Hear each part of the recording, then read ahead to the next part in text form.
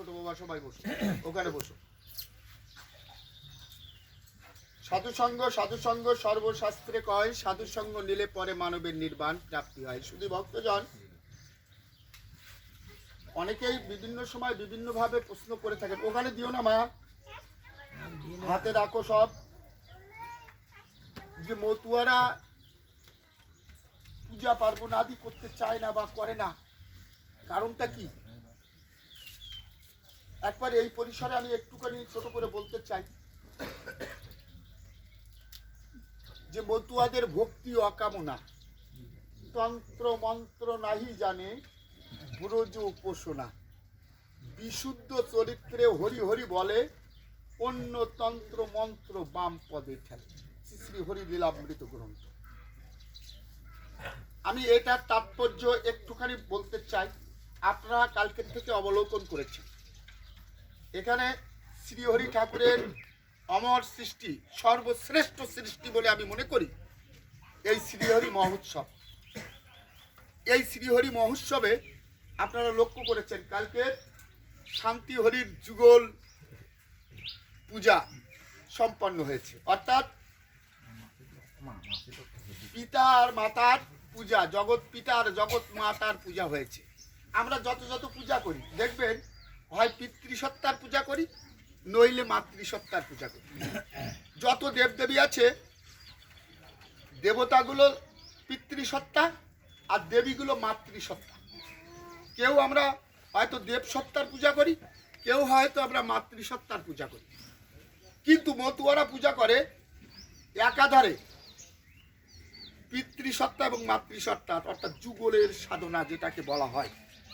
অর্থাৎ পুরুষ সত্তা আর প্রকৃতি সত্তা, দুই সত্তার কেই মতুয়ারা পূজা করে এবং নিত্য পূজা করে।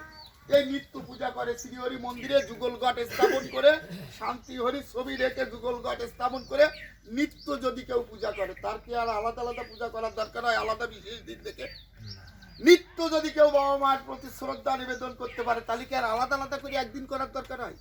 হয় না।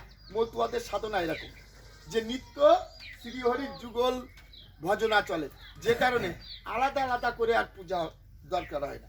তবুও ঠাকুর এই লীলা প্রচার করতে যে এই হরি উৎসব সৃষ্টি করে কত সুন্দর করেছেন। এখানে অধিবাসের মাধ্যম দিয়ে জগৎ পিতার জগৎ মাতার পূজা সম্পন্ন করতে হবে। দেখেন কত সুন্দর হয়েছে। ঠাকুরের আদর্শের প্রতীক, অন্যতম প্রতীক নিশান। একবার শ্রীহরি পূজার পরে এই নিশান পূজা আপনারা কালকে লক্ষ্য করেছেন, দেখেছেন তো নিশান পূজা হয়েছে। আজকের আপনারা দেখছেন কি হচ্ছে, গুরু পূজা। আজকের আপনারা কি দেখছেন, আরো পিতা মাতার পূজা। আরো কি দেখছেন, এখন এই মারা নিয়ে বসেছে এই যে ভক্ত পূজার জন্য তারা। অর্থাৎ জগতে একবার জগৎ পিতার থেকে শুরু করে একবার নিম্ন পর্যন্ত যত স্তর আছে, সমস্ত স্তরের পূজা এই শ্রীহরি মহোৎসবের মধ্য দিয়ে ধাপে ধাপে ধাপে ধাপে ধাপে ধাপে সমস্ত পূজাগুলো সম্পন্ন হয়ে যাচ্ছে। আর পূজার দরকার আছে? আর কোনো পূজার দরকার আছে বলে কি আপনারা মনে করেন?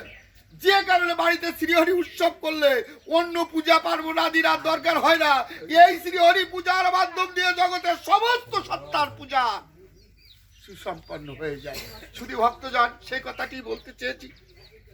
আজকে সাধু এসে আপনারা এ বাড়িতে পদার্পণ ঘটিয়ে আমার ঠাকুরের মহান সৃষ্টি এই হরি উৎসবকে আপনারা প্রাণবন্ত করে চলেছেন।